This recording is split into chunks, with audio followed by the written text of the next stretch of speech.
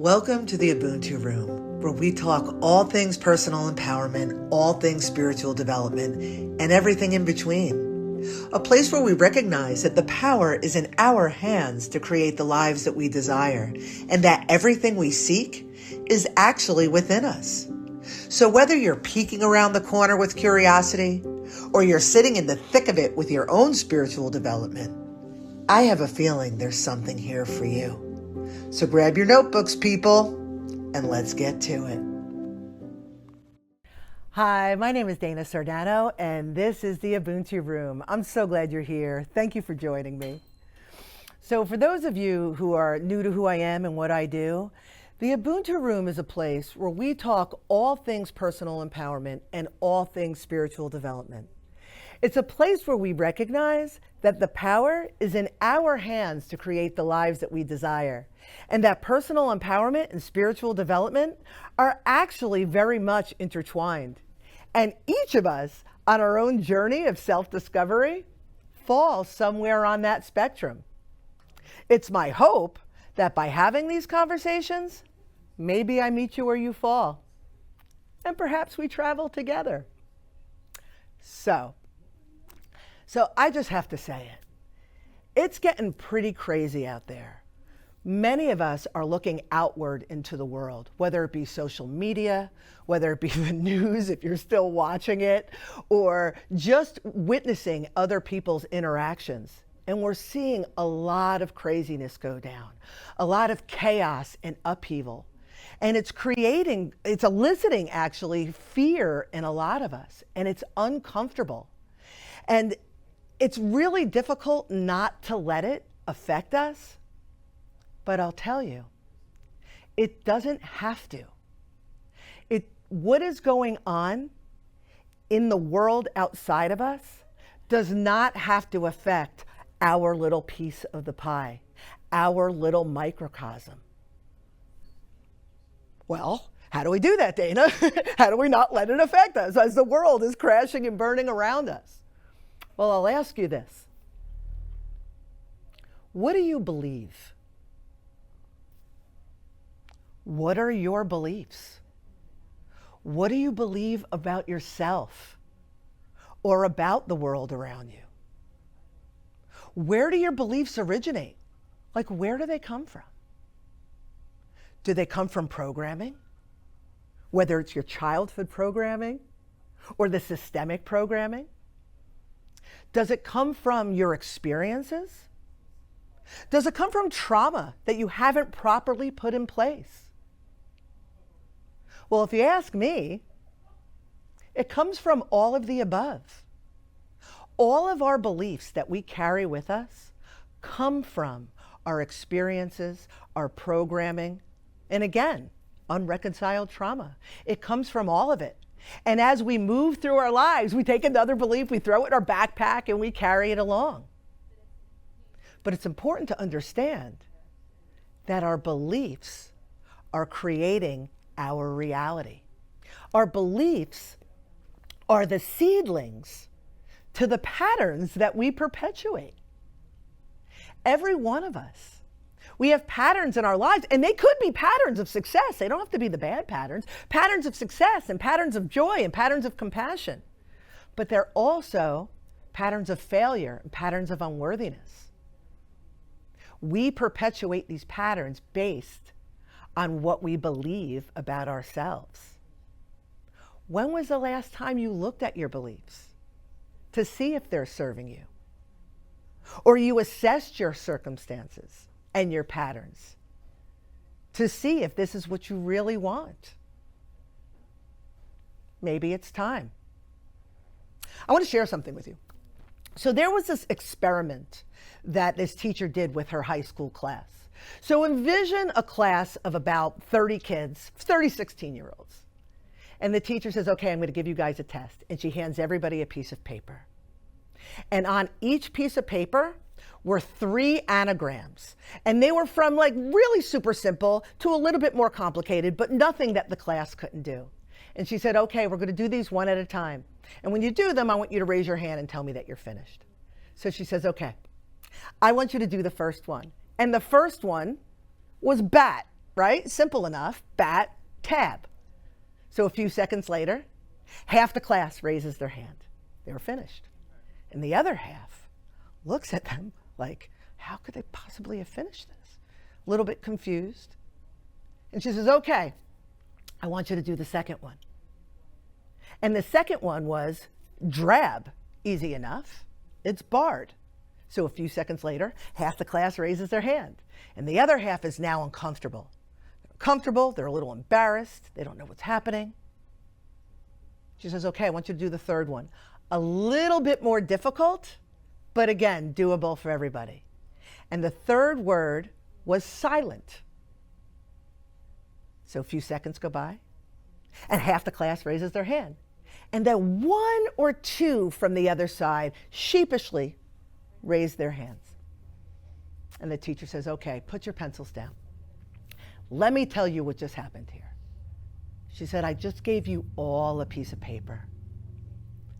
And half of you had 3 anagrams: bat, drab, and silent. And the other half of the class had 2 nonsense words, but also had silent, the same word as the other side.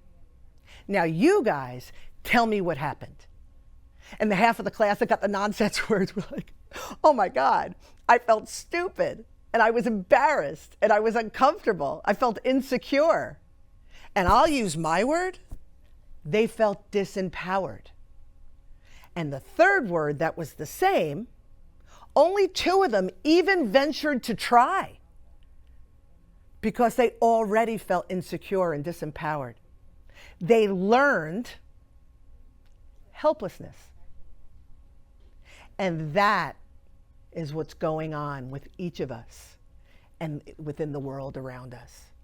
We live our lives in our formative years, and we have experiences that elicit feelings of unworthiness or being unlovable or unable to be successful. And we carry those beliefs because we never properly put whatever experience we had or whatever programming we had, we never properly put it in place. And we carry it into adulthood. And then our experiences, our relationships, our jobs, our day-to-day is all built on what we believe about ourselves. So again, I ask you, what is it that you believe? Where do your beliefs originate? When was the last time you questioned your beliefs, whether or not they're serving you, whether or not they're in your best and highest good? So I want you to think about that. We're going to go to break, and when we come back, we're going to talk a little bit more about this, maybe work on some exercises on how to suss it all out. But for now, you got about 90 seconds. Go get your notebooks. I'll see you on the other side. Greatness isn't something you chase, it's cultivated. The Ubuntu Girl's Guide to Greatness, written by Dana Sardano, is rooted in self-dedication, personal growth, and simply living in greatness. Inside, you'll find empowering prompts, hot tips, and space to journal your reflections. Featuring vibrant artwork by Dana Sardano, this is more than a book. It's a visual celebration of feminine power in all its forms. Bold, colorful, and unapologetically authentic. Ready to be great? Grab the Ubuntu Girl's Guide to Greatness at ubuntufishgallery.com. Also available as a beautifully designed deck of cards to bring greatness wherever you go. What if learning didn't just teach children, but helped heal, empower, and awaken the whole child? Veda Finds Her Crown, written and illustrated by Dana Sardano, is a fun, interactive experience for adolescent children, blending a relatable story with a hands-on workbook that invites them to read, reflect, and apply Veda's journey to their own lives. Paired with the 9-week chakra-based curriculum and accompanying deck of cards, children explore self-awareness, emotional regulation, and confidence through creative, cross-curricular learning while addressing the needs of the whole child. Because after all, when we educate the whole child, we empower the whole human. To grab a copy, a deck of cards, or the whole kit and caboodle, go to ubuntufishgallery.com. You're watching the Ubuntu Room with Dana Sardano. For more information about Dana's artwork and resources, go to ubuntufishgallery.com. UBU, NTU, fishgallery.com. Welcome back. This is the Ubuntu Room with Dana Sardano. Thank you for rejoining me. If you come back, that means there's something here for you. So, just to belabor the point, we were talking about how our beliefs create our reality. And I just want to hit it home because that's how I roll, and just share a little bit more of my thoughts about it. So, for those of you, again, who are new to who I am and what I do, I create resources for personal empowerment and spiritual development for people. I meet them at all different stages in their development or in their growth, even things for kids. I create cards and books and stuff like that. And I created a deck of cards called the Soul Traveler Cards of Empowerment with my dear friend Anne-Marie Scorti, with my images, my artwork, and with her channeled messages. And what that means is Anne-Marie, just briefly, is a trance channel, and she channels these beautiful messages of love and light and wisdom and empowerment from the higher realms. And we created this deck together. If any of that speaks to you, if that's like up your alley, you could go to my website, ubuntufishgallery.com, UBU, NTU, fishgallery.com. Not only check out what I do, but Anne-Marie's got her own little tab. You could find her and check out her clearings and her readings and stuff like that. But back to the cards. So we created this Soul Traveler Cards of Empowerment, and I wanted to read to you one message that corresponds with the conversation that we're having today. It's called The Nature of Your Reality. All is created from thoughts you project, which are based on your beliefs. And these beliefs dictate the nature of your reality. Discover what you believe, and you will understand your life up until this point. It is then for you to recognize the beliefs that are not in line with who you are. Who you are just means the essence of your being, the aspects of yourself which are the real you, not the you believe yourself to be. If you truly desire to be the master of your life, and indeed you are, whether you are aware of this or not, you will be so on a conscious level once you comprehend your beliefs and restructure and rebuild the foundation of this system with intentional understanding based on truth.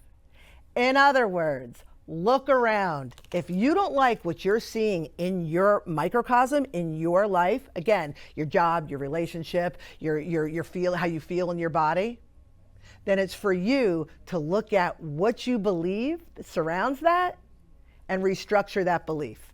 Well, how do we do that, Dana? I'm glad you asked.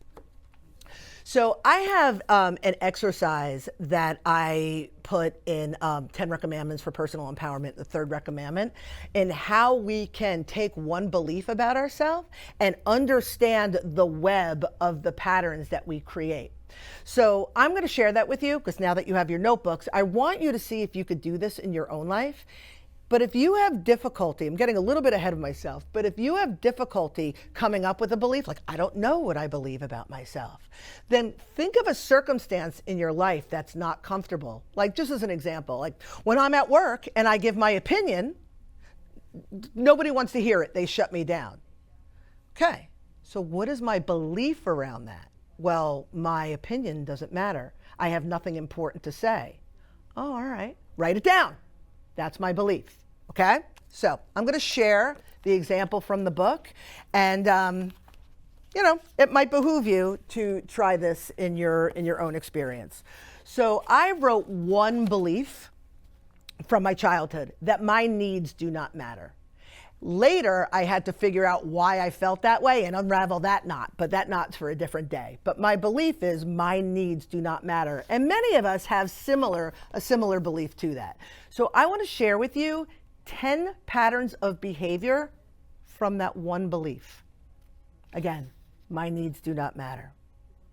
A continued pattern of always putting other people's needs first, of always getting the short end of the stick, of attracting takers, always feeling like my kindness was taken for granted, of overcompensating for people when they're not meeting my needs, of disappointment and despair in inequitable relationships, of not properly setting boundaries for myself, of accepting less than I want or need in any given situation, of not feeling comfortable or worthy of communicating my needs, of settling for less than what I desire.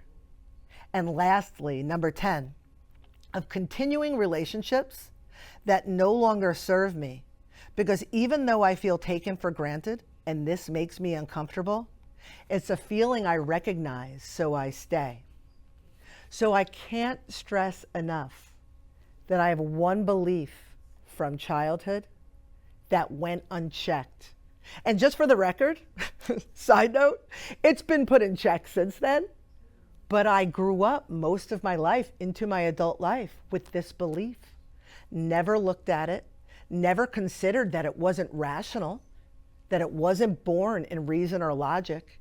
It was born in experiences or an experience that as a child, as a 5-year-old, a 6-year-old, a 7-year-old, I never properly put into place, adopted this belief and carried it with me through life, and perpetuated all of these patterns as a result. And these patterns knew no boundaries.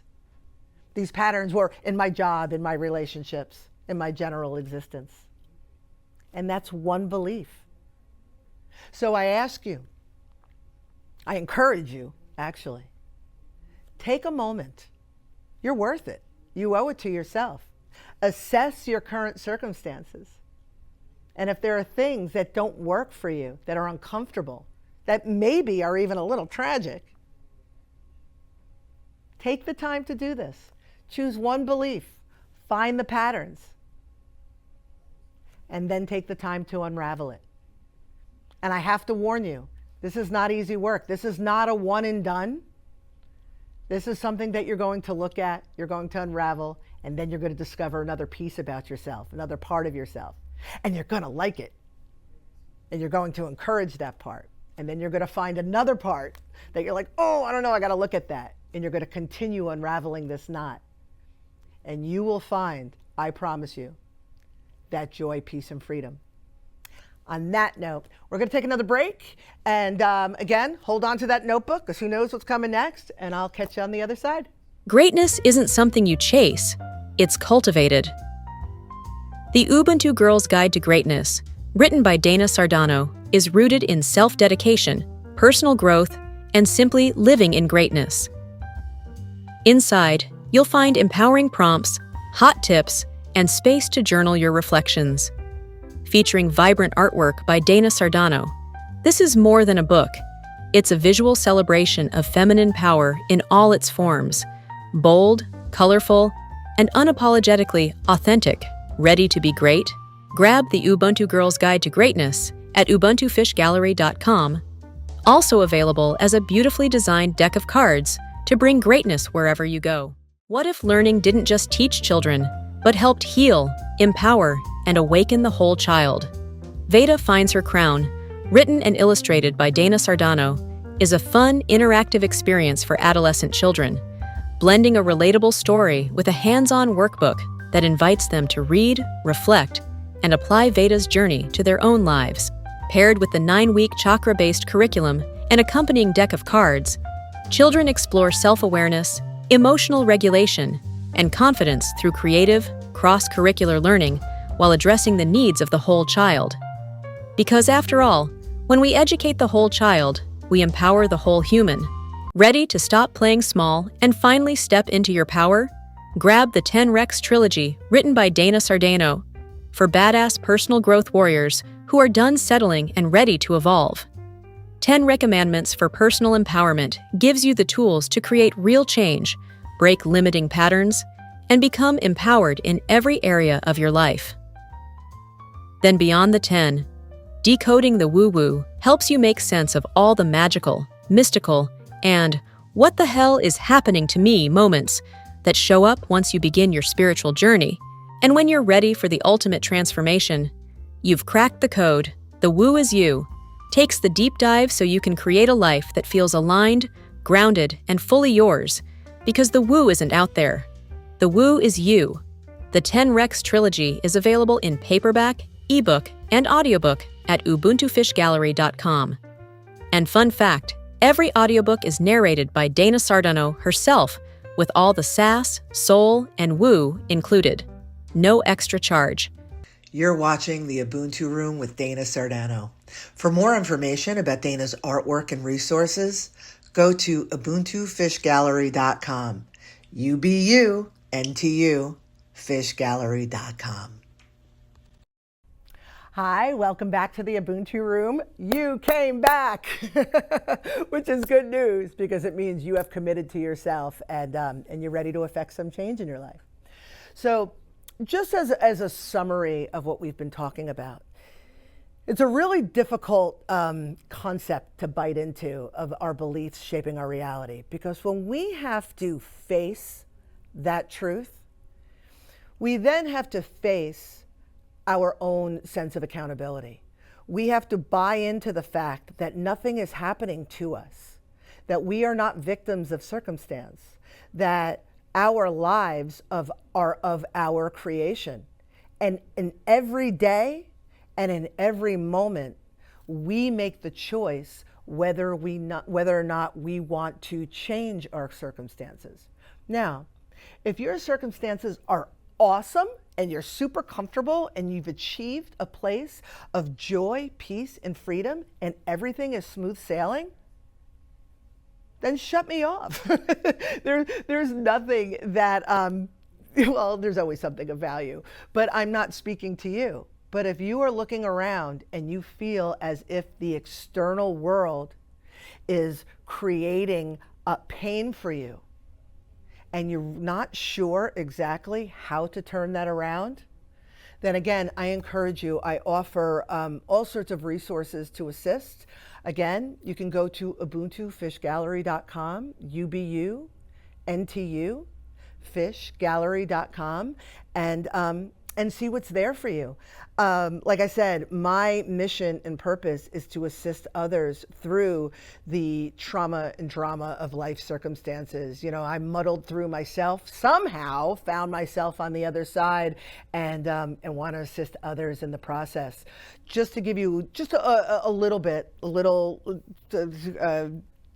understanding of what the curriculum, we'll call it, looks like. I've written some children's books, a couple early readers about accountability, as a matter of fact, and about sharing. I wrote a book for middle readers to help them better understand their energy centers and understand how to best process their emotions. I wrote a book and created a deck of cards also it's called the Ubuntu Girls Guide to Greatness, to help women look at these different aspects of themselves, their authenticity, their sense of creativity, mindfulness and presence and accountability, and all of the living in the joy, all of the aspects of self, and how to bring that into balance through fun exercises and hot tips and things like that. It's got my artwork in it. It's a lot of fun. But my crown jewel is my trilogy, the 10 Rex trilogy, and it's really to assist people talk about the spectrum, from personal empowerment all the way through spiritual development, to help people align themselves and clear out the gunk and really live lives of purpose and power and strength, and then ultimately discover their spiritual gifts and understand themselves on a deeper level. And all of this helps people better navigate the world around them. So I highly encourage you to take a look like I said, if you're picking up what I'm putting down. Yeah, we are all in this thing together. This is the Ubuntu Room, and the concept of Ubuntu is really about us figuring out ourselves and lifting one another up and making humanity a better place to be. So with that said, I'd like to conclude today with one more piece from one of my books. So the third book in the 10 Rex trilogy is called You've Cracked the Code, The Woo Is You. And it's about taking that deep dive. It's got a bunch of introspective questions. It goes through in depth the chakra system, in depth of our spiritual gifts, in depth of the aspects of ourselves and how to bring them back to balance. And it's really a powerful tool when you're ready to rediscover who you are. But I want to share with you today the the dedication. I wrote a passage in the dedication, and it's entitled Belief. Belief is a funny thing, because as a society, we have been conditioned to believe in so many things that are essentially outside of us. We believe in our heroes and our celebrities. We believe in our politicians. We've even been taught to believe in Santa Claus, this mystical being that comes into our homes under the cloak of darkness to gift us our heart's desires. And if we believe hard enough, and if we're good and true, then those desires will be granted to us. The same holds true for our belief in God. If we believe in this almighty, powerful being who appears to exist outside of us, and if we are good and true and honest in our hearts, our deepest desires will be granted to us. If they are not, then maybe we didn't wish hard enough, or we weren't good enough, or our hearts weren't true enough, perpetuating the belief that we are not worthy of God's grace. The interesting thing about belief is that its logic is in line with the logic of the placebo effect. If we believe something to be true, then it's true. So if this logic is sound, then maybe it's time to shift our beliefs. Maybe it's time to believe in the magic of ourselves. Maybe it's time to consider that we are worth believing in, that the power is in our hands to create our heart's desires. All that we desire does not reside in our celebrities or our politicians or our heroes or even Santa Claus, and even less so in a God that we believe or perceive is outside of us. Because when we believe that we are all an extension of that divinity, that we are all divine, powerful creators, and when we have the courage to put our belief in that understanding of ourselves, then we gift ourselves all it is that we desire. All we have to do is believe. This book and this episode is dedicated to all the believers. Yes, it's true. The power is in your hands. Ubuntu. Dana. With that said, thank you for listening. Thank you for showing up, not only for me, but for yourself. And I look forward to the next time. And as always, Ubuntu. Thank you for tuning in to the Ubuntu Room. And more importantly, for taking another step toward a better you. See you next time. And don't forget your notebook.